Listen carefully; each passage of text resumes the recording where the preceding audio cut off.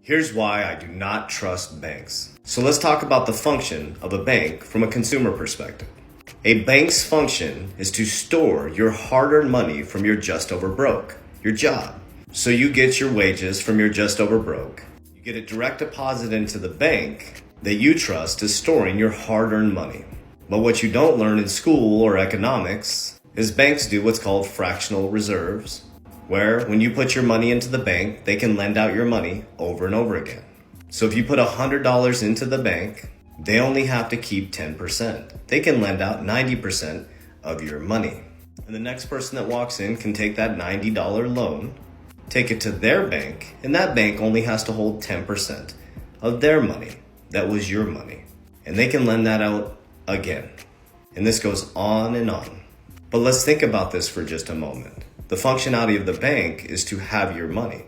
But if you had $1 million in the bank and you walked in and said, I want to withdraw my $1 million, the bank is not going to have it there. And of course, you wouldn't expect them to have $1 million sitting in the vault, but you're going to have to jump through some serious hoops to get $1 million in cash. The truth is, the banks don't have your money. And the truth is, our government has to borrow money to pay for essential services like Social Security and veterans benefits. So as consumers, we're doing what the bank is doing, or what the government is doing, with quantitative easing, printing money to oblivion, creating a debt ceiling and then breaking the debt ceiling and borrowing more to give us more stimulus checks, to devalue our dollar even more. We would be in jail. So what you do is you take your money from your just over broke, you deposit into a bank that you trust to store your money, and they take your money and they earn money and interest off of your hard-earned money. And what I've learned over the last 3 years, after going broke a year and a half ago again and finally learning what the billionaires and multimillionaires do, is that the billionaires and multimillionaires' assets are funded by the poor people's liabilities. So the key factor is to learn the functionality of money. You were indoctrinated into a system to keep you just over broke.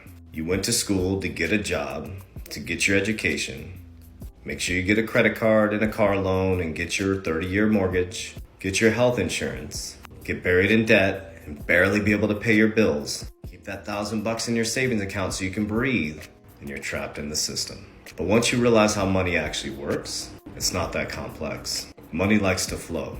And multimillionaires and billionaires, they're not sitting on cash right now. They're stacking assets that are funded by poor people's liabilities. So when you're sitting at a hotel or an Airbnb, or the products and services you use, there's someone behind that making millions of dollars. Some of us are waking up because the biggest shift in generational wealth is here. Warriors, rise, get your shit together.